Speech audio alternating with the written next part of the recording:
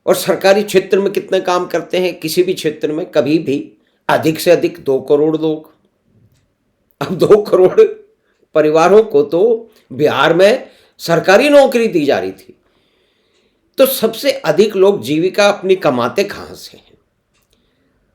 वो उद्योग धंधे और व्यापार से कमाते हैं।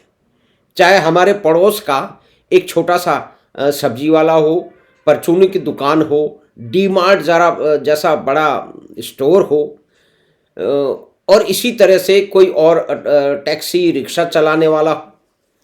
अभी मैंने जब कई बार जो ओला वगैरह की सेवाएं लेते हैं तो उसके अंदर अवश्य जब भी कोई ड्राइवर होता है उससे मैं बात करने की कोशिश करता हूँ कि उनका धंधा कैसा चल रहा है, उनकी कितनी गाड़ियाँ हैं। तो सब लोग बताते हैं कोई 30 साल के हैं। कई बार तो मुझे इंजीनियर्स मिलते हैं जो कि और एमए किए हुए लोग मिलते हैं जो कि टैक्सियाँ चला रहे हैं।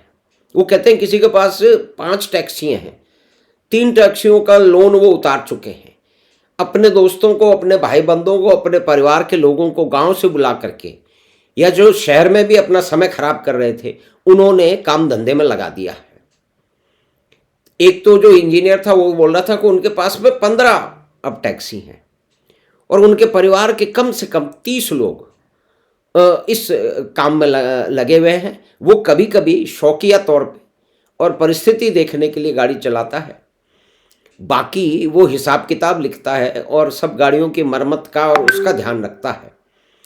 तो ये ऊर्जा, इसमें कोई बुराई नहीं है, क्योंकि जो भी काम आपको सूझ रहा है, आपके सामने आ रहा है, आपकी सुविधा है।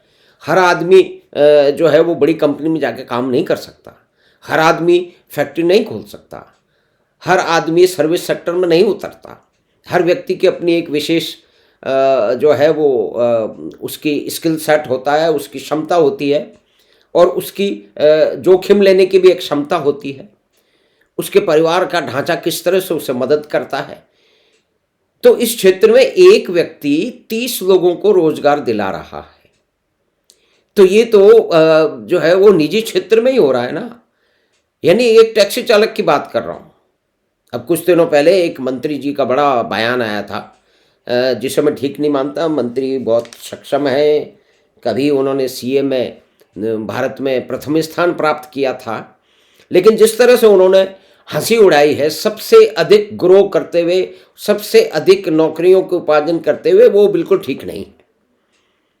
उन्होंने कहा है कि सिर्फ जो है ना फूड डिलीवरी के ऐप करते हैं। भाई फूड डिलीवरी की सबसे अधिक आवश्यकता है वो लोग जो कम पढ़े लिखे हैं और वो कम से कम फूड डिलीवरी अभी ज़रूरत है, लोगों को बेसिक ज़रूरत है, उसकी आवश्यकता है। टैक्सी और ट्रांसपोर्टेशन की आवश्यकता है। पहले ओला था, अब कई सारे जो है वो सर्विस प्रोवाइडर आ चुके हैं, उनमें कंपटीशन है। लेकिन हम उसी परिणति में चले जाते हैं, उसी बातचीत में चले जाते हैं जिसके अंदर ये बात की जाती है कि नई तकनीक नहीं आनी चाहिए। एक नया दौर फिल्म थी जिसके अंदर तांगे वाले जो है वो विरोध करते हैं टैक्सी वालों का। तो खैर हम बात कर रहे हैं टूवर्ड्स, लेकिन इसका बैकग्राउंड समझना आवश्यक है। चीन 40 साल के अंदर दुनिया की फैक्ट्री बन गया क्योंकि चीन ने समाजवाद के सभी नियम कायदों को और वामपंथ के नियम कायदों को माओ की मृत्यु के तुरंत उपरांत 1977 या 78 के आसपास में पीले समुद्र में फेंक दिया था और दैंग निकल पड़े थे पूरी दुनिया से ये समझने सीखने के लिए कि वो कैसे जो है वो अपने देश का उद्धार कर सकते हैं। तो उन्होंने टेक्नोलॉजी को इनवाइट किया, उन्होंने व्यापार को इनवाइट किया, उन्होंने विदेशों में चीनियों को पढ़ाया और उन्होंने आज जहां चीन खड़ा है 18+ ट्रिलियन डॉलर की इकोनॉमी पे और हम 4.5 तक पहुंच रहे हैं और ऐसा माना जा रहा है कि अगले 5 साल में हम 10 ट्रिलियन डॉलर को पार कर जाएंगे, जब तक शायद चीन 25 और 30 पे पहुंच जाएगा, अमेरिका 45 पे पहुंच जाएगा, शायद ऐसा है। तो ये एक बैकग्राउंड है।